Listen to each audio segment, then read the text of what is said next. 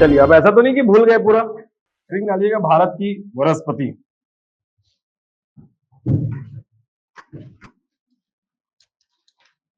भारत की वनस्पति।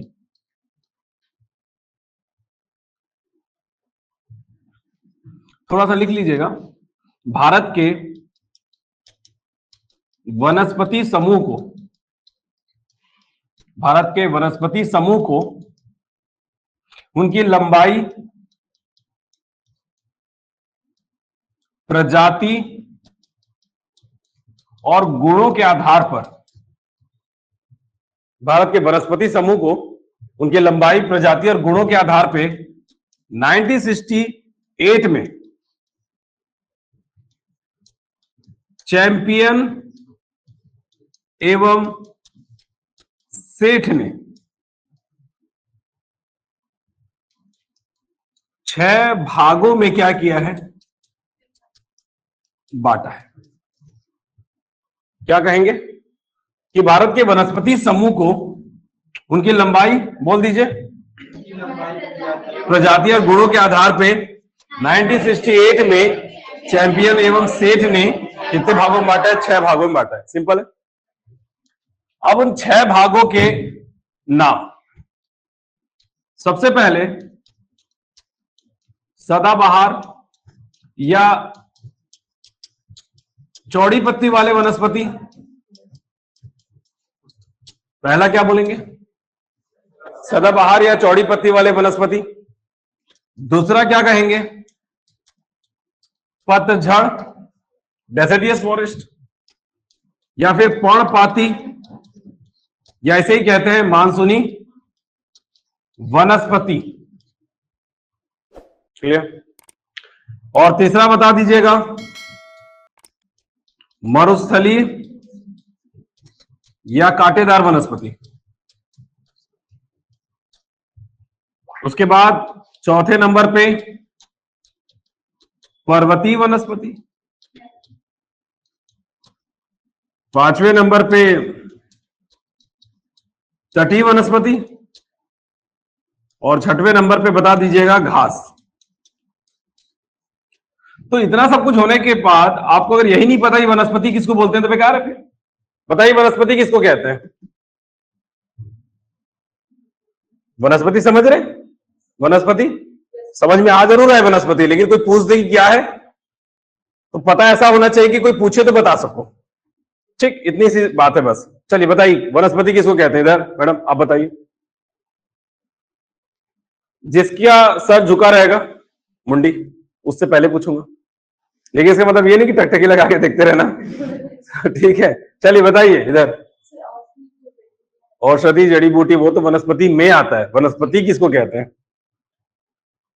और थोड़ा सा बताने वाला बने कि हाँ पेड़ पौधे बोल दिया आपने, ठीक, तो पेड़ पौधे ही वनस्पति है, घास वनस्पति नहीं है। तो घास भी तो है। तो वनस्पति मतलब क्या हुआ एक्चुअल में? बताया था आप लोगों को, बताया था। वनों में उगने वाले, वनों में उगने वाले, ये जमीन में उगने वाले, वनों में उगने वाले। हाँ बोलो क्या बोलना, वनों में उगने वाले क्या? वनों में उगने वाले पेड़ पौधे कि जमीन में उगने वाले पेड़ पौधे? कहां उगेंगे सब, वन में कि जमीन में?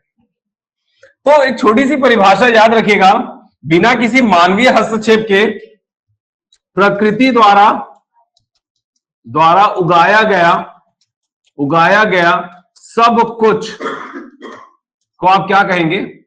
वनस्पति। वो भी कौन सी वाली? प्राकृतिक वनस्पति। बात समझ में आ रही है? बिना किसी मानवीय हस्तक्षेप के, लिख लीजिएगा, बिना किसी मानवीय हस्तक्षेप के, मतलब आदमी कोई हस्तक्षेप ना हो और प्रकृति क्या करे, जमीन से उगा दे, वही वनस्पति। इसे पेड़ भी आ जाएगा, पौधे भी आ जाएगा, फसल भी आ जाएगा, झाड़ी भी आ जाएगा, घास भी आ जाएगा। घास हम उगाते हैं कि प्रकृति उगाती है? तो घास भी एक प्रकार की क्या है? सिंगल है तो घास है, और बहुत सारी है तो घास है ना? अच्छा, अरे बहुत सारी होगी तो भी घास कहलाएगी, एक है तब भी घास कहलाएगी, क्योंकि घास खुद में बहुवचन है। जैसे सर में बहुत सारे बाले हैं, नहीं, सर में बहुत सारे बाल हैं, बहुत सारे हो जाएंगे तो बाले बोलेंगे। बाल खुद में एक बहुवचन है, घास खुद में बहुवचन है, उसको ए करके लगा के घास से करके बहुवचन करने की जरूरत नहीं है। ठीक, समझ में आ रहा है? चल, तो नॉर्मली वनस्पति समझ में आ गया, बिना किसी मानवीय हस्तक्षेप के प्रकृति द्वारा उगाया गया सब कुछ वनस्पति है। वो भी कौन सी वाली? प्राकृतिक वनस्पति। अगर हमने कोई इंटरफेयर किया तो वो वनस्पति कृत्रिम हो जाएगी। क्लियर? चलिए, अब इसमें हमने पहला पढ़ लिया, अल्लाह मत करना दोबारा ही बता देते, दूसरा भी हो गया, तीसरा भी हो गया। आज हम बात करने वाले हैं कौन सी वनस्पति? चौथे नंबर की पर्वतीय वनस्पति। चलिए स्टार्ट करें। चल, कविता, एक कविता, हाँ कविता क्या सरनेम? चंदेल। चलिए हेडिंग डालिएगा पर्वतीय वनस्पति। कुछ भी नहीं बताया था इसके बारे में, एक टर्निंग पॉइंट पे लाके छोड़ के गया था मतलब आपको। हाँ मैंने बताया भी नहीं, बता के जाना बेकार लगता है, जाके पता चलना अच्छा लगता है। वो बता के क्या जाना कि मैं जा रहा हूं, ठीक है, जाने के बाद पता चले, क्योंकि मेरा खुद कोई कंफर्म नहीं था कि मैं जा रहा हूं कि नहीं जा रहा हूं। चलिए, अब पर्वतीय वनस्पति कहां पर पाई जाएगी? वैसे पता है ना कहां गया था? चलिए, पर्वतीय वनस्पति कहां पर पाई जाएगी? कहां है पर्वत? कहां है पर्वत? कहां कहां पर है पर्वत? एक हिमालय, एक हिमालय में पर्वत है, हिमालय का जो पर्वत है वो हो गया, बीच में एक मैदान है और नीचे है प्रायद्वीपीय पठार। बेसिकली ये तो हिमालय क्या है? पर्वतीय प्रदेश है, वहां पर पाई जाएगी क्या? पर्वतीय, क्योंकि पर्वतीय वनस्पति पर्वतों में पाई जाएगी, मैदानों में नहीं पाई जाएगी, पर्वतों में। और पर्वत और कहां पर है? दक्षिण में। दक्षिण का जो प्रायद्वीपीय पठार है उसमें कितने पर्वत बताया था मैंने? 5। एक अरावली, विंध्याचल, सतपुड़ा, पश्चिमी घाट और, ठीक, हालांकि ये इस टाइप का है, चलिए पश्चिमी घाट और पूर्वी घाट। तो ये हो गया आपका अरावली, उसके बाद ये है आपका विंध्याचल, बोलिए विंध्याचल, ये हो गया आपका सतपुड़ा, इसे बोलते हैं पश्चिमी घाट और इसे कहते हैं आपका पूर्वी घाट। तो ये हो गए आपको कितने? 5। ये 5 पर्वतें हैं दक्षिण के प्रायद्वीपीय पठार में, जहां पर कौन सी वनस्पति पाई जाएगी? तो एक लिख लीजिएगा, हिमालय की पर्वतीय वनस्पति। एक लिखिएगा हिमालय की पर्वतीय वनस्पति और दूसरा लिखिएगा प्रायद्वीपीय पठार की, प्रायद्वीपीय पठार की पर्वतीय वनस्पति। हो गया? बात समझ में आ रही? आप लोग को क्लासेस का मैसेज आता है कि कोई मैसेज नहीं आता आपके पास कि आज कौन सी क्लास होने वाली है? नहीं आया था ना? चलिए, हिमालय की पर्वतीय वनस्पति और दूसरा बता दीजिएगा प्रायद्वीपीय पठार की पर्वतीय वनस्पति। ठीक है, पहला देख लेते हैं हिमालय के पर्वतों में कौन कौन सी वनस्पति पाई जाती है। फिर हम देखेंगे प्रायद्वीपीय पठार में जो अरावली है, विंध्याचल है, सतपुड़ा है, पश्चिमी घाट है, पूर्वी घाट, वहां कौन कौन सी वनस्पति पाई जाएगी। बात समझ में आ रही? तो हेडिंग डालिएगा हिमालय की पर्वतीय वनस्पति। हेडिंग डालिएगा हिमालय की पर्वतीय वनस्पति। अब हिमालय की पर्वतीय वनस्पति के लिए क्या बनाना पड़ेगा आपको? एक प्यारा सा हिमालय बना दीजिए। हिमालय बनाना बहुत आसान है, एक त्रिभुज बना दीजिए, हिमालय बन जाएगा। बनाए त्रिभुज। अब आपके मन में सवाल ये होगा कि छोटा बनाए कि बड़ा बनाए? तो डायग्राम हमेशा बड़े रहने चाहिए, ठीक है। अब क्योंकि मैंने बोर्ड पे अगर इतना बड़ा बनाया है तो ऑब्वियसली बात है आपको भी बड़ा ही बनाना है। अब वो छोटा बनाएगा तो फिर देख लेना बाद में कैसे एडजस्ट करना है उसको। हाँ दिखाओ अपना अपना। नहीं मैडम, ऐसा तो नहीं कहा था कि छोटा होगा तो उसके ऊपर एक ऐसा कर लेना, ये भी छोटा लगा तो एक और बना लेना। तो अंदर का किस में बनाओगी? अगर मैं ये बोलूंगा कि ये ऐसा ऐसा अगर ऊंचाई बताऊंगा तो कैसे करोगे? तो क्या समझ में आ रहा है कि गलत है? ठीक है, और देखो अपना अपना डायग्राम, ठीक है, पीछे दिखाइए मैडम। ठीक है, दिखाइए। अरे वाह, इतना बड़ा शरीर के हिसाब से आपने जितना लंबा उतने और लंबा डायग्राम बना, आप दिखाइए आपका। देखो, बोला तो शरीर के हिसाब से आप छोटा बना दिए, गलत नहीं आएगा, उसमें आएगा ही नहीं। आप फिर बाद में आपको काटना ही पड़ेगा, अभी काट लीजिए। आप पीछे और दिखाइए आप। हाँ ठीक है, आप काटिए, दूसरा बनाइए, नहीं तो गड़बड़ हो जाएगा। अब एक बात समझिएगा, अब हिमालय के ऊपर में कैसी वनस्पति पाई जाएगी उस पर बात कर लेते हैं। तो पहले ये देखिए कि पृथ्वी में कौन कौन सी वनस्पति पाई जाती है। बताया था मैंने, कटिबंध, कटिबंध बताया था मैंने। पृथ्वी पे 0 डिग्री, 23.5 डिग्री क्या कहलाएगी? कर्क रेखा। 66.5 डिग्री नॉर्थ, याद आ रहा है कुछ? ये क्या है आपका? Arctic circle. ये बिंदु को 90 डिग्री नॉर्दर्न पोल कहते हैं। सेम यहां पर 23.5 पर मकर रेखा, ये हो गया 66.5 पे अंटार्कटिक, और ये हो गया 90 डिग्री साउदर्न पोल। कर्क रेखा मकर रेखा मालूम है कि लिख दूं? लिख दीजिएगा, कर्क रेखा 23.5 डिग्री नॉर्थ कर्क रेखा कहलाती है। 0 डिग्री अक्षांश को कहते हैं क्या? बोलिए, विषुवत रेखा। विषुवत रेखा, इसी को कहते हैं क्या? भूमध्य रेखा। इसी को कहते हैं क्या? इक्वेटर। ये हो गया आपका 66.5 डिग्री नॉर्थ, इसको कहते हैं आर्कटिक, क्या बोलेंगे? आर्कटिक सर्कल यानी आर्कटिक वृत्त, और इसको कहते हैं अंटार्कटिक वृत्त। और ये हो गया नॉर्दर्न पोल यानी उत्तरी ध्रुव, और साउदर्न पोल मतलब दक्षिणी ध्रुव। ठीक, अगर बाकी कुछ नहीं भी पढ़ा है इसमें, तो जो पढ़ा है वो काफी हो। मतलब अगर 23.5 नॉर्थ मैंने बता दिया कर्क रेखा, तो मान लीजिए कि हाँ ये कर्क रेखा है। 23.5 पे क्यों, ये क्यों, वो क्यों, छोड़ दीजिए, जो है वही एक्सेप्ट कर लीजिए। बात समझ में आ रही? अब और समझिएगा। अब यहां पर देखिए 0 23.5, ये आपका कौन सा कटिबंध होता है? यह मैं डायरेक्टली बता देता हूं। यहां पे मैंने इसका पार्टीशन कर दिया, यहां पर इसका मैंने पार्टीशन कर दिया। पता ये चला कि 0 से 23.5 को हम कौन सा कटिबंध कहते हैं, तो बता देना, उष्ण कटिबंध कहते हैं। सब इंग्लिश, सब हिंदी मीडियम वाले? कोई है इंग्लिश, इंग्लिश मीडियम? पूरा इंग्लिश क्या था? इंग्लिश मतलब स्कूलिंग इंग्लिश में हुई कि हिंदी में हुई? इंग्लिश में हुई। ठीक, तो समझ पा रहे हैं? इधर आओ, कोई इंग्लिश मीडियम वाला नहीं? चल, तो 0 से 23.5 कौन सा कटिबंध कहा जाता है, तो बता देना उष्ण कटिबंध यानी ट्रॉपिकल जोन। क्या बोलेंगे? Tropical zone. 23.5 से ये हो गया आपका 66.5, इसको बोला जाता है कौन सा कटिबंध? आप लोगों से तो अच्छी उम्मीद है मेरे को। शीतोष्ण कटिबंध, जिसको बोला जाता है टेम्परेट जोन। क्या बोला जा रहा है इसको? Temperate zone. 66.5 से 90, 66.5 से 90, इसको बोला जाता है कौन सा कटिबंध? शीत कटिबंध यानी कि फ्रिजिड जोन। तो ये हो गए आपके कितने कटिबंध? 3। अब इसकी भी अपनी वजह, ये सब जलवायु हमने पढ़ ली थी कि सूरज की सीधी किरणें 23.5 से 23.5 पड़ती है, इसलिए ये जगह गर्म होती है। 66.5 से 90 सूरज की किरणें नहीं पड़ती, इसलिए जगह ठंडी रहती है, बर्फ जमी होती है। 23.5 से 66.5 सूरज की तिरछी किरणों की वजह से जगह ठंडी होने की वजह से शीतोष्ण कटिबंध। ये तिरछी यहां पर किरणें नहीं पड़ती बोल के बर्फ जम गई, तिरछी किरणें पड़ती है बोल के ठंडा है इसलिए शीतोष्ण, और ये आपका सीधी किरणें पड़ने की वजह से गर्म है इसलिए उष्ण। ये समझ में आ रहा है?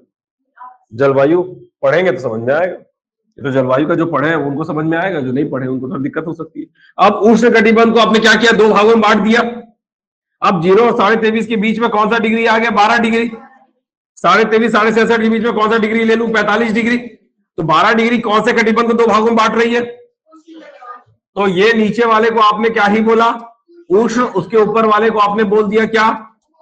उपोष्ण, यानी ट्रॉपिकल और सब ट्रॉपिकल, ट्रॉपिकल सब ट्रॉपिकल। उसके बाद ये जो शीतोष्ण कटिबंध है 23.5 से 66.5 45 डिग्री, इनके बीच में क्या कर रहा है? शीतोष्ण कटिबंध कितने भागों में बांट रहा है? एक ये हो गया आपका शीतोष्ण का शीतोष्ण, और ऊपर वाले को बोलेंगे क्या? सम शीतोष्ण। ये भी बात समझ में आ रही है? टेम्परेट और ऊपर वाला सब टेम्परेट। ट्रॉपिकल, सब ट्रॉपिकल, टेम्परेट, सब टेम्परेट। उसके बाद 67.5 से 90 को क्या बोल रहे हैं? शीत कटिबंध। बात खत्म। शीत कटिबंध को कोई दो भागों में नहीं बांटा गया। इस तरीके से पृथ्वी पर बात अगर टेम्परेचर बेल्ट की करें, टेम्परेचर बेल्ट की करें तो कितने टेम्परेचर बेल्ट है पृथ्वी पे? अरे गिन लो ना, 1 2 3 4 5, कितने हो गए? तो कोई पूछे कि पृथ्वी में कितने ताप कटिबंध है तो बता देना 5। नाम तो याद हो ही गया होगा। 10 सेकेंड दिया, 5 के 5 नाम रट्टा मारिए और जिसका हो जाए वो हाथ ऊपर करके बता दे। क्या बात है, चलिए बताइए। रेंज के साथ, रेंज के साथ 0 12.5। ठीक है, एक ही गलती एक्सेप्टेड है, उसके बाद गलती एक्सेप्टेड नहीं होगा। चलो,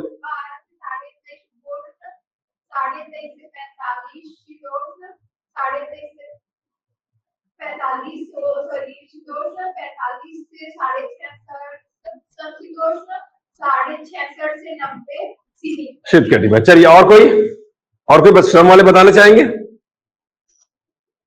5 नाम है, सामने दिख रहे, बिना देखे बस बता देना है। बिना देखे ना, देख के नहीं बताना है। और देखना चाहे तो देख ले, मुझे कोई दिक्कत नहीं है, देख ले जो देखना है देख लो। तो आप, कोई है और जो बता सकता है?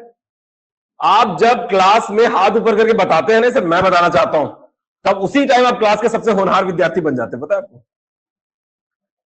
तभी क्लास में आपकी एक अलग छवि बनती है कि कोई हाथ नहीं ऊपर कर सका लेकिन उसने हाथ ऊपर किया, यानी उसकी याद करने की क्षमता सबसे ज्यादा है। और ऐसी कि वो याद जल्दी कर पाता है, वो हाथ ऊपर जल्दी कर पाता है, वो अच्छे से बता पाता है, वो अच्छे से पढ़ पाता है। यही तो खूबी चाहिए सिलेक्शन के लिए।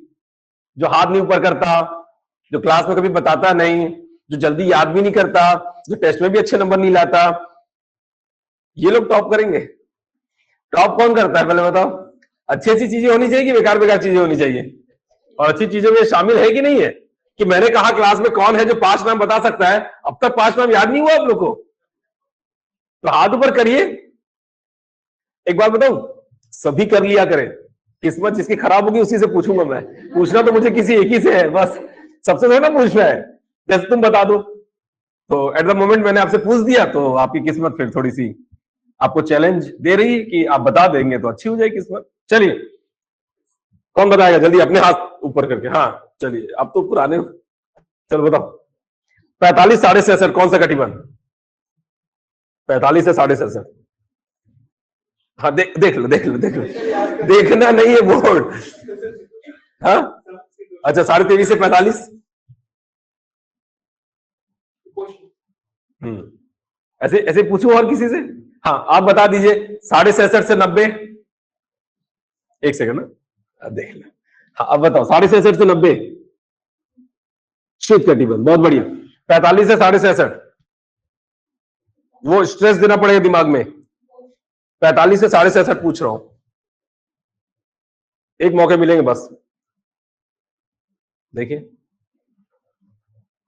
पहले फ्री रहिए, आप पहला दिन है ना इसलिए ऐसा लग रहा है। फ्री रहिए, बिंदास रहिए, एकदम से दोस्त समझ लीजिए मुझे, अगर ज्यादा उम्र का फर्क ना हो तो।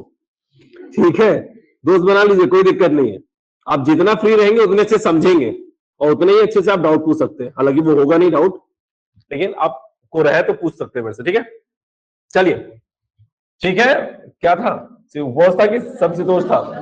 हाँ चलिए, तो ये समझ में आ रहा है। तो मैं कह रहा हूं कि अगर कटिबंध उष्ण है, जो जगह गर्म है वहां पर पाई जाने वाली वनस्पति गर्म ही होगी। दूसरा, ये कटिबंध बने क्यों बने? पृथ्वी, इक्वेटर, पोल, हाँ या ना? सूर्य, सूरज की सीधी किरणें, सूरज की तिरछी किरणें, बोलो हाँ। सूरज की सीधी किरणें इक्वेटर पड़ रही है इसलिए वो जगह गर्म है, तिरछी किरणें पोल पे पड़ रही है इसलिए वो जगह ठंडी। तो पता यह चला कि इक्वेटर कौन से टेम्परेचर पे आता है? हाई टेम्परेचर पे। पोल कौन से टेम्परेचर पे आता है?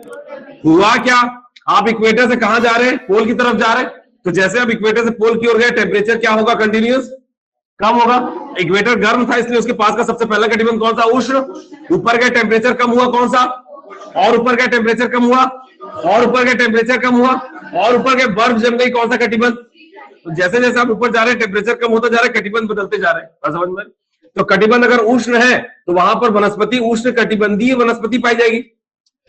कटिबंध उष्ण है, अगर हमारा भारत गर्म प्रदेश है, तो गर्म प्रदेश में पाई जाने वाली वनस्पति गर्म प्रदेश की वनस्पति होगी। किसी ठंडे प्रदेश में पाई जाने वाली वनस्पति ठंडे प्रदेश, जैसे जैसे केसर, केसर ठंडे प्रदेश में उगाई जाने वाली फसल है। अब आप अगर इसे गर्म प्रदेश में उगाएंगे तो उगेगी नहीं।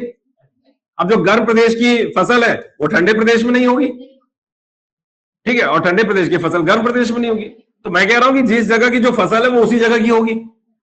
और एक केसर को लेकर बहुत बड़ा सच है कि झूठे पता नहीं, इसको खाने से बच्चे गोरे होते हैं भाई।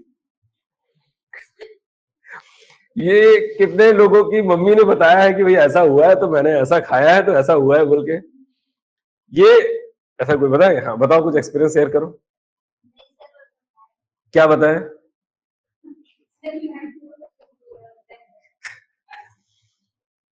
ऐसा ही होता तो सारे अफ्रीकन गोरे नहीं हो गए होते हैं?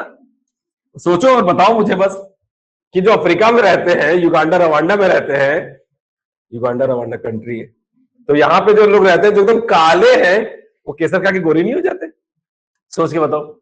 दूसरी बात, हमारे भारत में दक्षिण भारत कंपैरेटिवली उत्तर भारत से कैसे होते हैं? तो काले होते हैं। अब इनको कोई क्यों नहीं बताया कि जाओ कश्मीर का केसर लाके खा लो, गोरे हो जाओगे? डॉक्टर कहता है कि ये सब फालतू है, डॉक्टर कहता है फालतू है, सब फालतू चीजें ये सब। लेकिन क्या करे, क्या करे आदमी, कैसे ना खाए, मतलब कैसे ना खाए? वो खाएगा। कई लोग कहते हैं कि क्या कहते हैं, मछली के साथ दूध नहीं कॉम्बो रहना चाहिए, मतलब मछली खाने के बाद दूध मत पीजिए, पॉइजन बन जाता है। हम तो खा ले, लेकिन एक्सपेरिमेंट करेगा कौन? दूसरी बात, मछली दूध से के कॉम्बिनेशन से व्हाइट व्हाइट दाग हो जाते हैं। एक तो जहर कई लोग बोलते हैं, कई लोग बोलते हैं व्हाइट व्हाइट जो होता है ना, फॉरेनर टाइप का एकदम से स्किन डिसीज है, जो मिलेनियम की मात्रा अचानक बढ़ जाती है तो आदमी एकदम गोरा हो जाता है। लेकिन पूरा गोरा नहीं होता, कहीं कहीं गोरा, यहाँ गोरा है तो यहाँ गोरा है, वहां गोरा है, मतलब गंदा दिखता है वो। और जब पूरा ही हो जाए तो एकदम फॉरेनर टाइप का लगता है। बस मुंह से हिंदी निकलेगा, बाकी तो फॉरेनर है पूरे बॉडी से। अब लेकिन वही है कि खा तो लूं मैं, लेकिन एक्सपेरिमेंट करेगा कौन? और बता तो, बंगाली लोग जो पश्चिम बंगाल में रहते हैं वो मछली के साथ दही, मछली के साथ खीर, मछली के साथ दूध, उनका कॉम्बो चलता है। उनको तो नहीं हुआ कभी। तो कभी किसी जमाने में किसी एक को किसी वजह से हुआ और उससे पूछे कि कैसे हुआ, तो बोले अरे यार मैं मछली खाने के बाद दूध पी लिया था इसलिए हुआ। अब वही परंपरा चलती आ रही है। और डर इस बात का कि अगर हो गया तो किसको मुंह दिखा पाऊंगा, मेरा एक काम बन रहा था बिगड़ गया, वो भी मतलब बिगड़ जाएगा वो भी। मतलब बहुत सारी चीजें, जैसे रिश्तों में सबसे ज्यादा बहुत ड्रॉबैक होता है ये कि अगर आपने बिना बताए इस पैचेस, मतलब इस टाइप का अगर दाग है आपका और आपने नहीं बताया और बाद में पता चल रहा है, तो सिर्फ एक ही सोल्यूशन है, डाइवोर्स। नहीं लिटरली मैं जानता हूं, आप बता के एग्री है तो क्यों? क्योंकि हो सकता है कि यही पैचेस आने वाली जनरेशन में पूरा हो। ये बहुत खतरनाक चीज होती है कि अगर आप बिना छुपाए नहीं कर सकते। खैर छोड़िए, अपने क्या करना उसे, हम लोग कौन सा भी मैरिज ब्यूरो खोल के बैठे, ठीक है। चलिए यहां बात समझ में आ रही। तो आपके पास कितने कटिबंध है? यही 5 कटिबंध में पाई जाने वाली वनस्पति उष्ण कटिबंध की वनस्पति। बोलिए क्या होगी? उपोष्ण कटिबंध की वनस्पति। शीतोष्ण कटिबंध में कौन सी वनस्पति? समशीतोष्ण कटिबंध में कौन सी वनस्पति? शीत कटिबंध में कौन सी वनस्पति? तो जहां जो कटिबंध है वहां पर पाई जाने वाली वनस्पति उसी कटिबंध की कटिबंधी वनस्पति कहलाएगी। बात समझ में आ रही? अब बात करें पूरे पृथ्वी में कितने कटिबंधी वनस्पति पाई जाती है? 5। हमारे भारत की बात करें तो भारत का विस्तार 8 डिग्री 4 मिनट से लेके 37 डिग्री 6 मिनट तक फैला हुआ है, ये तो हम सभी जानते हैं। इस हिसाब से यहां पर 0 डिग्री होगा, यहां कहीं पे 12 डिग्री होगा, यहां कहीं पे 23.5 डिग्री होगी, ये होगा आपका 45 डिग्री, फिर 66.5 डिग्री और उसके बाद 90 डिग्री। तो पता ये चला कि हमारे भारत में कितने कटिबंध आते हैं। 0 से 12 वाला उष्ण होगा, 12 23.5 वाला उपोष्ण होगा, 23.5 से 45 वाला शीतोष्ण होगा।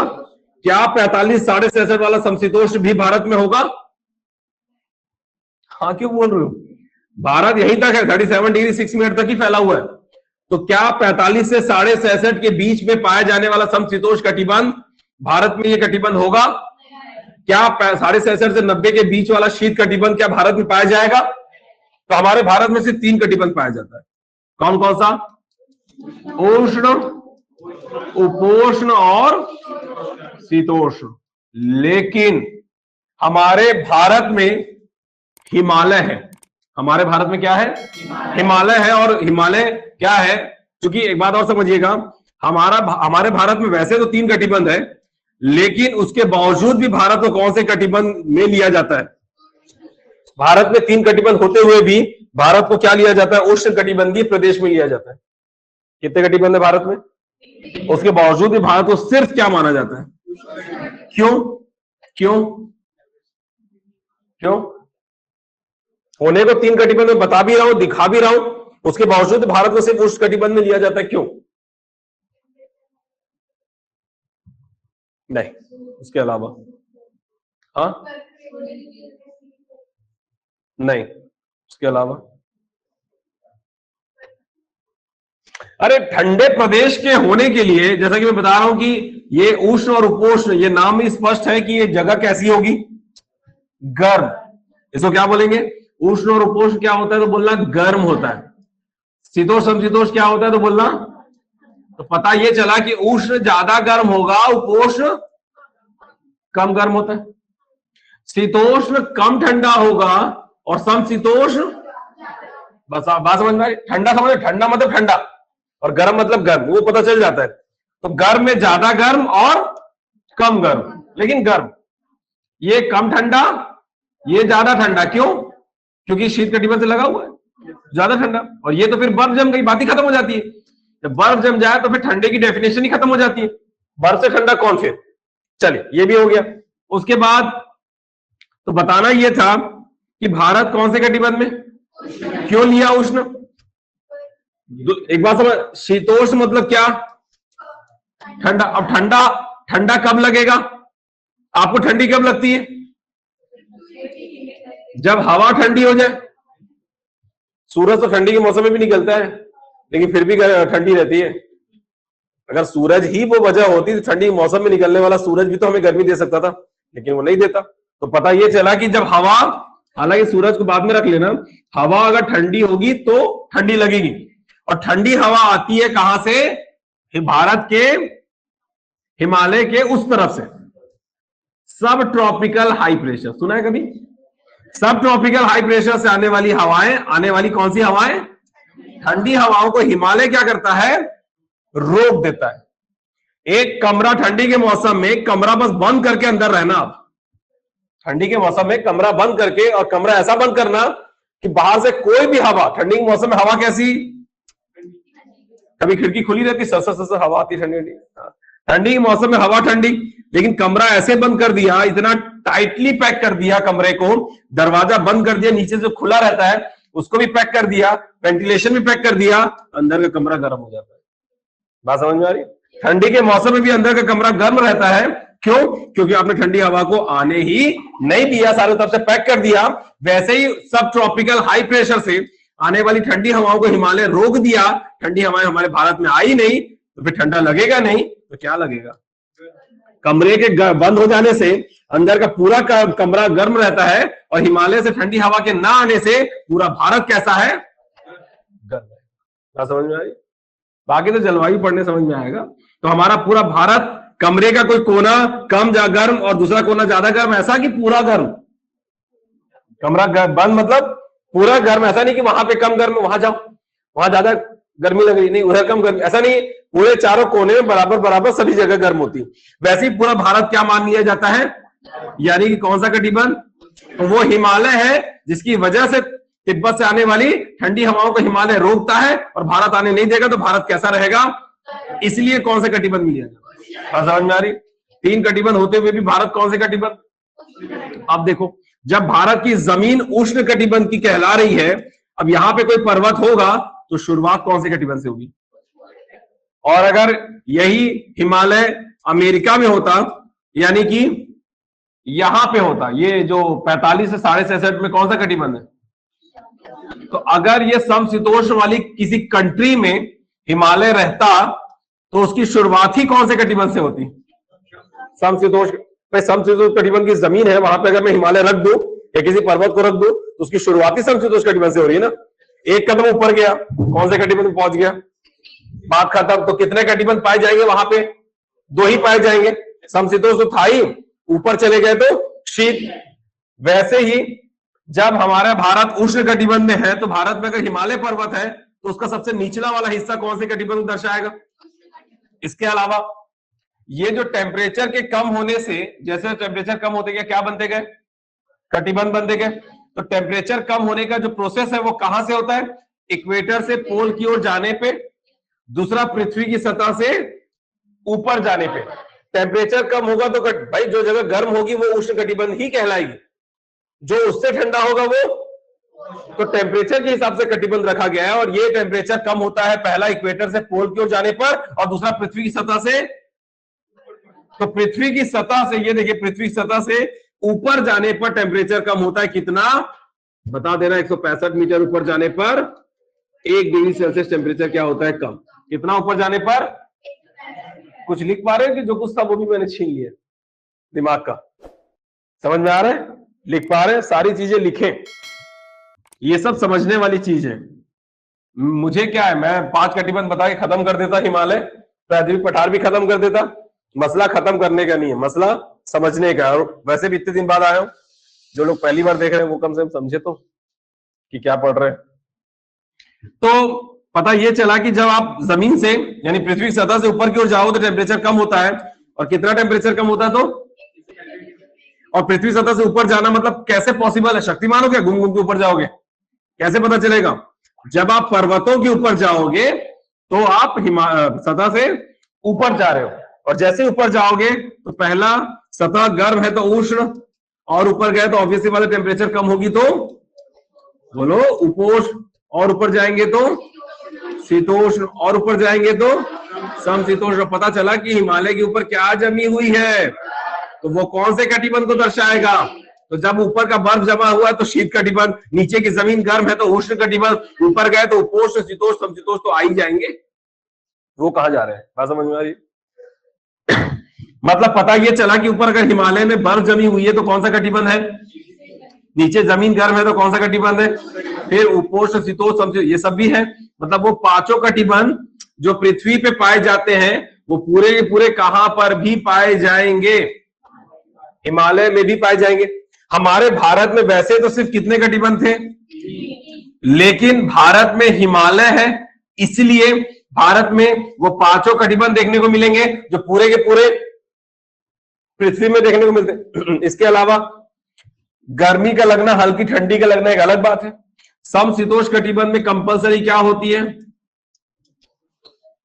देखिए कभी बर्फ गिरते हुए, कहां गिरती है बर्फ? समशीतोष्ण कटिबंध में गिरती है बर्फ।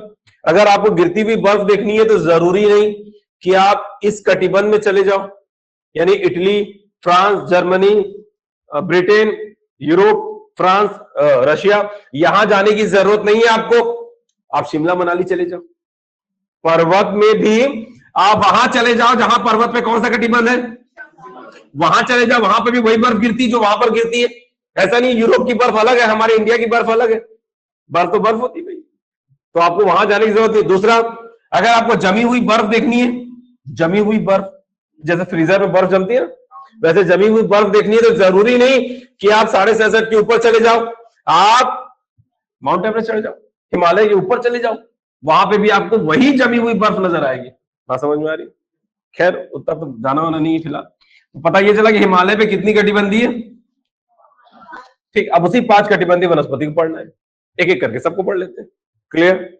चलिए, तो 0 से 1500 मीटर की ऊंचाई, 1500 से 1800 मीटर, 1800 से 2400 मीटर, 2400 से 3300 मीटर, और 3300 से 4200 मीटर।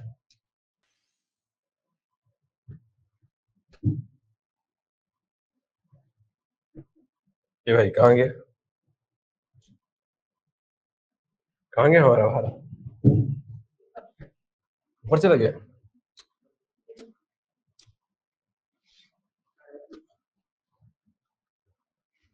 मेरा क्या, मैं तो खिसका दूंगा, आप लोग अपना अपना देख लो।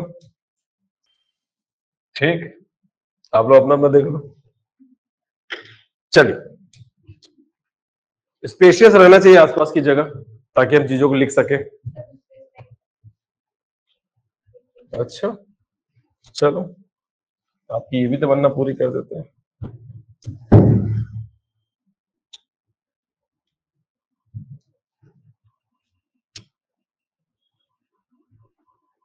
ठीक है, आ गया। आप लोग दूसरे पेज में बना लिए। चल, तो हिमालय के जब आप ऊपर जाओगे तो 0 से 1500 मीटर की ऊंचाई पर कौन सी वनस्पति पाई जाती है? बोलिए। मतलब इस जगह पर पाई जाने वाली वनस्पति को आप क्या कहते हैं? उष्णकटिबंधीय वनस्पति कहते हैं। बात समझ में? 1500 से 1800 मीटर पर जाने पर कौन सी वनस्पति? उपोष्णकटिबंधीय वनस्पति पाई जाती है। अब 1800 से 2400 जाने पर शीतोष्णकटिबंधीय वनस्पति पाई जाती है, और 2400 से 3300 मीटर पर जाने पर समशीतोष्ण, उसके बाद 3300 से 4200 मीटर पे शीत कटिबंधीय वनस्पति पाई जाती है। चल, यहां तक क्लियर? होता यह है कि जब आप उष्ण कटिबंध की बात करते हो ना, तो उष्ण कटिबंध में कंपलसरी कौन सा टेम्परेचर होता है? High temperature. हाई टेम्परेचर होने की वजह से जहां पर भी हाई टेम्परेचर होगा वहीं पर क्या होती है? हम बात वनस्पति कर रहे हैं, और वनस्पति सीधा संबंध किससे होता है? जहां जितनी वर्षा वहां पे उसी प्रकार की वनस्पति पाई जाएगी। वर्षा ज्यादा होगी तो कौन सी वनस्पति? एवरग्रीन फॉरेस्ट, सदाबहार। वर्षा कम हो रही है तभी वहां पर क्या है? पतझड़। वर्षा नहीं हो रही इसलिए वहां पर क्या है? मरुस्थली। तो मैं कह रहा हूं कि हाई टेम्परेचर पर ही वर्षा होती। जान रहे क्यों? अरे हाई टेम्परेचर होगा तभी तो जल का वाष्पीकरण होगा, और जल के वाष्पीकरण से ही तो क्या बनते हैं? और बादल से ही तो क्या होगी? तो लो टेम्परेचर पे वर्षा नहीं होती। जो जगह ठंडी है वहां पर वर्षा नहीं होती, और हमारे भारत में भी ठंडी के मौसम में वर्षा। फिर मत बोला सर क्या बात करते सर, ठंडी के मौसम में बहुत बार बारिश हुई है हमारे पास। तो बारिश होने की सिर्फ एक ही वजह नहीं है वाष्पीकरण, चक्रवात की वजह से भी बारिश होती है। तो अगर चक्रवात आ जाए तो उससे क्या फर्क पड़ता है? ठंडी के मौसम में आया चक्रवात की गर्मी के मौसम में? चक्रवात तो चक्रवात होती है, और चक्रवात की वजह से भी क्या बनती है? बादल बनती है और बारिश होगी। तो बारिश होने के कई कारण होते हैं। मैं कह रहा हूं हाई टेम्परेचर की वजह से जो जल का वाष्पीकरण होता है, जिसकी वजह से जो बादल बनते हैं, जिससे होने वाली वर्षा क्या कहलाती है? संवहनीय वर्षा। नाम सुने? संवहन, कन्वेक्शन। हवाओं का गर्म होकर ऊपर उठने को क्या बोला जाता है? कन्वेक्शन बोला जाता है। और जब हवाएं गर्म होकर ऊपर जाती है और बादल बना के वर्षा करवाती है, तो ऐसी वर्षाएं क्या कहलाती है?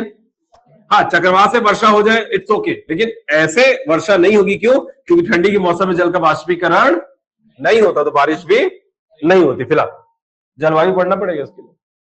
जलवायु पढ़े बिना आप नहीं समझ पाएंगे कि कैसे बारिश होती है। जलवायु पढ़कर समझ में आए कि वो भी नहीं समझ में आए? जलवायु पढ़े समझ में आया ना? चलिए, तो उष्ण कटिबंधीय वनस्पति में कौन सी वनस्पति आएगी? तो पहले तो हाई टेम्परेचर की वजह से क्या होगी? अब वर्षा दो, एक ज्यादा और एक। तो पता यह चला कि हिमालय जो है वो पास है कि दूर है? तटीय क्षेत्र से जैसे ही आप दूर जाते जाओगे वर्षा क्या होती जाएगी? कम होती जाएगी। बता दिया था, वर्षा बताया था मैंने। तो तटीय क्षेत्र से जैसे दूर जाएंगे वर्षा क्या होती जाएगी? तटीय क्षेत्र में जैसे मान लीजिए पश्चिम बंगाल ज्यादा वर्षा होगी, झारखंड उससे कम, बिहार उससे कम, उत्तर प्रदेश उससे कम, दिल्ली उससे कम, हरियाणा उससे कम, पंजाब उससे कम। तो जैसे ही आप आगे बढ़ते जाओगे तट से दूर जाने पर वर्षा क्या होती जाती है? कम होती जाएगी। फिलहाल ये मान के चलिए। तो पता यह चला कि हिमालय पास है कि दूर है? दूर होने की वजह से वर्षा क्या ही होगी। और जब वर्षा कम होती है तो वहां पर कौन सी वनस्पति पाई जाती है? पतझड़। तो हिमालय के इस कटिबंध में, कौन से कटिबंध में? उष्ण कटिबंधीय वनस्पति के अंतर्गत कौन सी वनस्पति ही पाई जाती है? और आप पतझड़ पढ़ चुके हो ना? पतझड़ में वही पतझड़ प्रकार की वनस्पति आपको किस कटिबंध में देखने को मिलेगी? लेकिन हिमालय में जो सबसे निचला हिस्सा हिमालय का, जो बेसिकली क्या कहलाता है? पर्वत पदी प्रदेश कहलाता है। इसी पर्वत के ऊपर वाले हिस्से को क्या बोला जाता है? शीर्ष। पर्वत के नीचे वाले हिस्से को बोला जाता है उसका पैर, यानी कि पर्वत पदीय प्रदेश, पर्वत के पैर वाला प्रदेश यानी पर्वत पदीय प्रदेश। हमारा नीचे पैर है, ऊपर सिर है। पर्वत का भी ऊपर क्या है? सिर, नीचे उसका क्या है? तो पर्वत के पैर वाले प्रदेश को क्या बोला जाता है? माउंटेन फुट हिल रीजन, फुट हिल रीजन। ठीक है, चलिए। तो मैं ये कह रहा हूं कि हिमालय के जो निचला हिस्सा है वहां पर भामर पाया जाता है, वहीं पर क्या पाया जाता है? तराई। याद आ रहा है कुछ? भामर, तराई। तराई एक दलदली क्षेत्र होने की वजह से, दलदली क्षेत्र होने की वजह से यहां पर कौन सी, याद रखिएगा, हिमालय का निचला हिस्सा और मैदान का ऊपरी हिस्सा, यानी पर्वत कहां खत्म हो रही है भाई? जैसे अगर फास्ट एंड फ्यूरियस मूवी देखेंगे तो वो, अगर कितने लोग देखते हैं फास्ट एंड फ्यूरियस मूवी? अरे यार तुम लोग, चलिए, बाहुबली 1 जहां खत्म हुई 2 वहीं से शुरू हुआ, तो 2 की शुरुआत वहीं से होती है जहां 1 खत्म होता है। या फिर ये बोलूं कि केजीएफ अगर देखा होगा आपने, तो केजीएफ की शुरुआत वहां से हुई जहां गरुड़ा मरा था फर्स्ट पार्ट में। तो किसी का एंडिंग किसी की शुरुआत होती है, तो पर्वत के एंडिंग मैदान की शुरुआत होती है। तो ये एंडिंग पता होना चाहिए ताकि इसकी शुरुआत हो सके। वैसे ही पर्वत का एंडिंग मैदान की शुरुआत, तो बेसिकली भामर तराई मैदान है, लेकिन है कहां पर? उसी पर्वत के पदीय प्रदेश में। तो पर्वत का सबसे निचला हिस्सा मैं उसे मान लूं, तो पर्वत के निचले हिस्से में भामर तराई होने की वजह से, तराई एक दलदली क्षेत्र होने की वजह से यहां पर कौन सी वनस्पति पाई जाती है? जहां पर पानी ज्यादा होता है। तो हिमालय के इस कटिबंध में, हिमालय का तराई क्षेत्र, मतलब ये हिमालय के जो उष्ण कटिबंधी, क्योंकि ये कहां से लिया जा रहा है? जीरो मतलब समुद्र तक लिया जा रहा है। तो हिमालय के तराई क्षेत्र में कौन सी वनस्पति पाई जाएगी? सदाबहार। मतलब उष्ण कटिबंधीय वनस्पति के अंतर्गत जो तराई क्षेत्र है उसमें सदाबहार वनस्पति पाई जाएगी। बाकी सभी जगहों पे आपको कौन सी वनस्पति ही देखने को मिलेगी? समझ में आ रही? ये वो जगह है जहां पर सिर्फ पतझड़ वनस्पति पाई जाएगी, लेकिन जो तराई प्रदेश है वहां पर सदाबहार पाई जाएगी। बस बात खत्म। जब आप और ऊपर जाओगे, उपोष्ण कटिबंध, तो इसको बोलते हैं मिश्रित वनस्पति। क्या बोलते हैं इसको? मिश्रित क्यों बोल रहे हैं? क्योंकि कहीं ना कहीं उष्ण क्या है? गर्म, शीतोष्ण क्या है? ठंडा। तो बीच वाला जो हिस्सा है उसमें नीचे वाला गर्म होने को और ऊपर वाला ठंडे होने को दर्शाएगा। तो पता चला कि उपोष्ण कटिबंधीय वनस्पति मिश्रित इसलिए बोलते हैं ताकि वहां पर नीचे वाला क्या भी पाया जाएगा? उष्ण, और ऊपर वाला क्या भी पाया जाएगा? शीतोष्ण। दोनों प्रकार की कटिबंधीय वनस्पति देखने को मिलती है। बात समझ में आ रही? चलिए, तो मिश्रित वनस्पति का मतलब यह है कि यहां पर नीचे वाला भी और ये दोनों कटिबंधीय वनस्पति पाई जाएगी। लेकिन हमें पढ़ना कहां से है? अब ये तो हो गया, छोड़ दीजिए। हमें इंपॉर्टेंट है शीतोष्ण, समशीतोष्ण और शीत। ये 3 हमको बेसिकली पढ़ना है। जब आप शीतोष्ण कटिबंधीय वनस्पति के बारे में बात करेंगे तो ये कटिबंध कहां पाए जाते हैं? 1800 से 2400 मीटर की ऊंचाई पर। 1800 से 2400 मीटर की ऊंचाई पर जो शीतोष्ण कटिबंधीय वनस्पति है उसे कहते हैं चौड़ी पत्ती वाले। चौड़ी पत्ती वाले क्या? अरे भैया, क्या डेमो देना पड़ता है। चौड़ी पत्ती वाले क्या होते हैं? तो यहां पर अगर मैं चौड़ी पत्ती वाले कह रहा हूं तो आगे क्या लिखूं? ना, चौड़ी पत्ती वाले पतझड़ वनस्पति। फिर मन में आ रहा हो ऐसा क्यों सर? चौड़ी पत्ती बोलते हैं, चौड़ी पत्ती किसके पास होती है? सदाबहार के पास होती है। पतझड़ वनस्पति के पास चौड़ी पत्ती नहीं होती, छोटी पत्ती होती है। अब एक बात समझे, अब वर्षा अगर ज्यादा होती है तो वहां पर कौन सी वनस्पति पाई जाएगी? अब जिनको पता है सदाबहार किसको बोलते हैं वो जान ले तो अच्छी बात। सदाबहार किसको बोलते हैं? जो हमेशा सदा बाहर रहते हैं, मतलब सदा हरे भरे रहते हैं। सदा हरे भरे रहने का मतलब यह है कि इनसे पत्तियां नहीं झड़ती, एक साथ नहीं झड़ती, लेकिन जहां वर्षा क्या होती है? कम होती है, वहां पर कौन सी वनस्पति पाई जाती है? याद आ रहा है सब कुछ? पानी कमी की वजह से पेड़ों को अपनी पत्तियां गिरानी पड़ती है।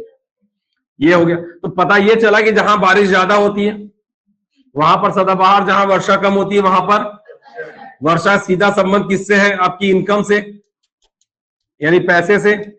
ऐसा रिलेट कर ले कि पैसा ज्यादा है तो सारी खुशियां आपके पास, आप हरे भरे हैं, जब मन कर रहा है शॉपिंग चले जा रहे हैं, जब मन कर चले जा रहा है केजीएफ बोल रहा हूं, केएफसी चले जा रहे हैं, मैकडोनल्ड चले जा रहे हैं, पिज्जा खा रहे हैं, बर्गर खा रहे हैं, कोई रोक टोक नहीं, क्योंकि आपके पास पैसा ज्यादा है, इसलिए आप कैसे बहुत खुश हो, हरे भरे हो। लेकिन जब आपकी इनकम क्या हो, यानी पैसा कम हो, तो आपकी ख्वाहिशें झड़ जाती है। सोचा था जींस लूंगा 5,000 का, मतलब सोचा जींस लूं, लेकिन गलती से एक ऐसे शॉप में घुस गया जहां पे 5,000 के नीचे जींस ही नहीं है, तो आप वापस आ गए। फिर आप बोले कि इधर कहीं जाके ले लेता हूँ, रोड में कहीं 500 का जींस मिल जाए। तो ख्वाहिशें कम हो जाती है, आपकी ख्वाहिशें झड़ जाती है, ठीक है। तो अगर पैसा कम है तो आप मैकडोनल्ड नहीं जा सकते, आप खुश नहीं रह सकते, आप कैसे रहोगे, आपकी ख्वाहिशें छोटी होगी। इनकी ख्वाहिशें, ये क्या बोलते हैं, एप्पल से नीचे सोचते नहीं है, और हम रियलमी के ऊपर सोचते नहीं है।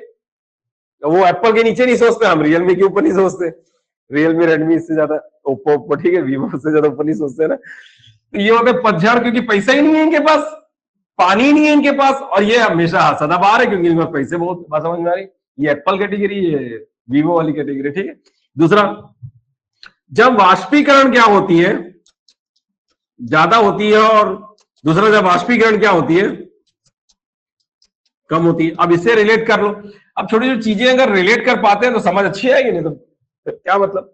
वाष्पीकरण ज्यादा है मतलब आपके खर्चे एक्सपेंडिचर, वो इनकम ही एक्सपेंडिचर। अगर वाष्पीकरण ज्यादा है मतलब खर्चे ज्यादा है, तो पत्ती कैसी होगी। अगर वाष्पीकरण ज्यादा है तो जैसे वर्षा ज्यादा हुई लेकिन वाष्पीकरण भी ज्यादा है, तो पत्ती कैसी होगी, सॉरी, पत्ती कैसे होगी। एग्जाम्पल के तौर पे आमदनी 98 है, वो छोड़ दीजिए, खर्चा रुपया। अगर खर्चे अगर ज्यादा है तो आपकी ख्वाहिशें जनरली क्या रहेगी, छोटी। क्यों, खर्चे बहुत ज्यादा है यार, खर्चा मैनेज करना जरूरी, घर का खर्चा, फिर ये वो दुनिया भर का, तो आप बड़ी ख्वाहिशें नहीं रख पाओगे। तो पेड़ बड़ी पत्ती कैसे रखेगी, फिर पेड़ की पत्ती भी कैसे रहेगी। और जब वाष्पीकरण क्या हो रहा है, वाष्पीकरण कम का मतलब खर्चे क्या है, कम। 5,000 में महीना खर्चा निकल जा रहा है। अगर आप इसमें देखिए 2 लाख रुपए कमा रहे हैं, ये 50,000 कमा रहा है, तो 2 लाख कमाने वाला बहुत खुश, 50,000 कमाने वाला कैसा रहेगा, मिडिल क्लास, वो अपर क्लास। खर्चे ज्यादा है मतलब 45,000 के खर्चे हैं, तो ख्वाहिशें खत्म, बचे क्या उसके पास। और खर्चे कितने के हुए, वाष्पीकरण कम। वाष्पीकरण कम मतलब जब वाष्पीकरण ही नहीं हो रहा है जल का, तो वो जो 50,000 कमाते थे, जो कि कम ही है, लेकिन खर्चे जब 5,000 है तो 45,000 बचा कि नहीं। ये कैसा, ये या 45,000 रुपए अगर बच रहा है उसको महीने का, तो ये भी एप्पल अफोर्ड कर सकता है, ये भी एप्पल फोन खरीद सकता है। यानी कि इनकी पत्ती कैसी होगी, चौड़ी होगी। खर्चे कम है तो जेब में पटुआ में वो भी पैसा लेके घूमेगा, सीना तान के चले मेरे जेब में पैसा ही। और वहीं पर खर्चे ज्यादा हो गए, बटुए में पैसा नहीं, तो मुंडी नीचे करके चलेगा क्योंकि उसके पास पैसे। रिलेट कर पा रहे हैं कुछ, अब रिलेट करते हैं, चलो ये समझ में आ गया। अब देखिए हमारा भारत कौन से कटिबंध में आता है तो बता दीजिए। अब भारत अगर उष्ण कटिबंध में है तो इसका मतलब यह है कि क्या होगा ही, उष्ण कटिबंध है मतलब कौन सा प्रदेश है, गर्म प्रदेश में वाष्पीकरण ज्यादा होता है कि कम होता है। अब ज्यादा होता तो इस कंडीशन की मैं बात ही नहीं कर रहा हूं। मेरे पास सिर्फ एक ही कंडीशन है कि खर्चे ज्यादा ही हैं। कोरोना काल के बाद खर्चे बढ़ गए, कोरोना के बाद से खर्चे जो बढ़े हैं ना वो कम हो गई नहीं, मतलब ठीक। तो अगर खर्चे ज्यादा है तो जिनकी इनकम ज्यादा है, 45,000 खर्चा है लेकिन कमाई 2 लाख रुपया है, तो भी इनको कोई फर्क, तब भी मैकडोनल्ड रहेगा, तब भी पिज्जा खाएंगे, तब भी बर्गर खाएंगे। तो जब खर्चे वाष्पीकरण ज्यादा होगी लेकिन वर्षा चूंकि ज्यादा हो रही है तो फर्क नहीं पड़ता, वो सदाबहार रहेंगे। और पत्ती कैसी रहेंगी, क्योंकि अगर आप सदाबहार हो तो पत्तियां कैसी ही रहेगी, ठीक। अब अगर थोड़ा सा और पहले समझ लिया होता कि क्यों सदाबहार होती, क्यों पतझड़ होती, तो और अच्छा रहता, लेकिन इसी में काम चला लो। और वाष्पीकरण ज्यादा मतलब 45,000 का खर्चा और इनकम कितनी, वर्षा कम, 50,000 की इनकम, तो 50 से 45 खर्चा हो गया तो बचा क्या। अरे माइनस भी कर पा रहा हूं कि 5 बचा बोल के, तो आप कहलाएगा तो मिडिल क्लास का। और खर्चे इतने ज्यादा हो गए इसलिए पत्ती को वो क्या रखेगा, पत्ती छोटी मतलब ख्वाहिशें छोटी, मतलब पैसा ही नहीं है कुछ लेने के लिए। तो मैं कह रहा हूं कि सदाबहार अगर कोई वनस्पति होती है तो पत्ती कैसी होती है, और पतझड़ कोई वनस्पति होती है तो वो पत्ती कैसी होती है। बात समझ में आ रही। लेकिन अब मैं कहां आ चुका हूं, अब मैं कौन से कटिबंध में आ चुका हूं, अब मैं उष्ण कटिबंध में नहीं रहा। बात समझिएगा, मैं उष्ण कटिबंध में नहीं रहा, मैं कौन से कटिबंध में आ चुका हूं, शीतोष्ण कटिबंध में आ चुका हूं। तो मेरे अब 50,000 भी वाष्पीकरण कम होने की वजह से, शीतोष्ण कटिबंध ठंडा प्रदेश है, शीतोष्ण कटिबंध, और ठंडे प्रदेश में क्या, गर्म प्रदेश में वाष्पीकरण ज्यादा, ठंडे प्रदेश में वाष्पीकरण क्या होता है कम। तो जितना बारिश हुई थी, अब खर्चे अगर 5,000 आ गए, सीधा 45 से 5 हो गए, मतलब कंपनी सारा एफर्ट कर रही है, सिर्फ 5,000 खर्चा है, तो फिर भी मेरे पास कितने बच रहे हैं। तो मैं फिर भी सीना तान के चलूंगा कि मेरे पास बहुत पैसा है, भले मैं मिडिल क्लास का हूं, लेकिन पैसा तो जेब में है ना, तो मैं सीना तान के चलूंगा। मतलब पत्तियां कैसे रहेगी तब भी, तो अब पत्तियां क्या हो गई, चौड़ी। मतलब शीतोष्ण कटिबंधीय प्रदेश में वाष्पीकरण कम होने की वजह से पतझड़ की वनस्पतियां भी कैसी होती है। बात समझ में आ रही, समझिए थोड़ा। तो याद रखिएगा, शीतोष्ण कटिबंधीय वनस्पति क्या बोलते हैं, चौड़ी पत्ती वाले पतझड़, इसलिए ताकि यहां पर हिमालय में वर्षा, क्या बताया था मैंने, कम, और चौड़ी पत्ती इसलिए ताकि यहां पे वाष्पीकरण क्या होता है, वाष्पीकरण के कम होने की वजह से पत्ती चौड़ी दिखेगी, चौड़ी होगी, और वर्षा कम होने की वजह से मैं इसे क्या बोल रहा हूं, पतझड़। ये भी बात समझ में आ रही। दूसरा, अगर इस कटिबंध की वृक्षों के नाम की अगर बात करूं, तो कौन कौन से वृक्ष इस कटिबंध के अंतर्गत लिए जाते हैं, तो आप बता दीजिएगा। बोलिए, चीड़, चीड़, स्प्रूस, आदर्श प्रूस, स्प्रूस, चीड़, स्प्रूस, देवदार, बोलिए चीड़, स्प्रूस, देवदार, वीलो, वॉलनर, बोलो वीलो, वॉलनर, मैपल, चेस्टनट, चेस्टनट, फिर बोलिए ओक, ओक, और बोलिए बर्च, ओक और बर्च।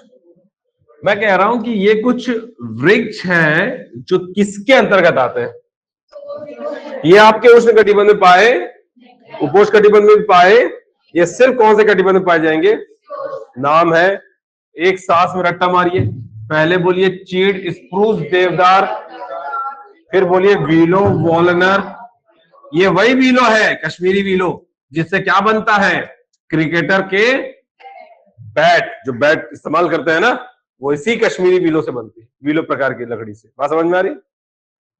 तो बोलो चीड़, स्प्रूस, देवदार, फिर बोलो वीलो, वॉलनट, उसके बाद बोलो मैपल, चेस्टनट, उसके बाद बोलो ओक और बर्च। कौन है जो ये 2 4 6 8 1 9 नाम याद करके बता सकता है तुरंत, अभी के अभी। और जिसका हो जाए वो हाथ ऊपर करके बता दे। देखो कौन है क्लास का सबसे होनहार विद्यार्थी। एक, बहुत बढ़िया, कोई नहीं, खत्म।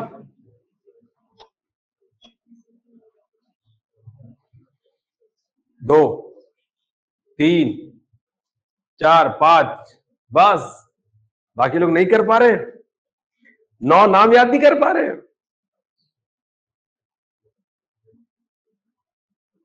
जिनको याद हो गया फिर याद क्या कर रहे हैं?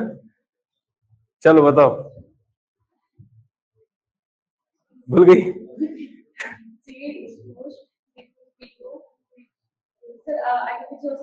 नहीं हो सकता, कर लो, चलो कर लो, बोलो। वीलो, वॉलनर,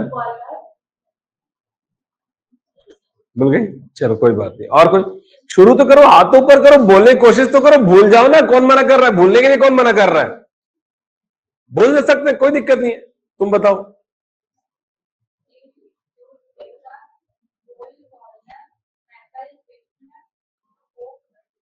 और इधर बोलेंगे मैडम?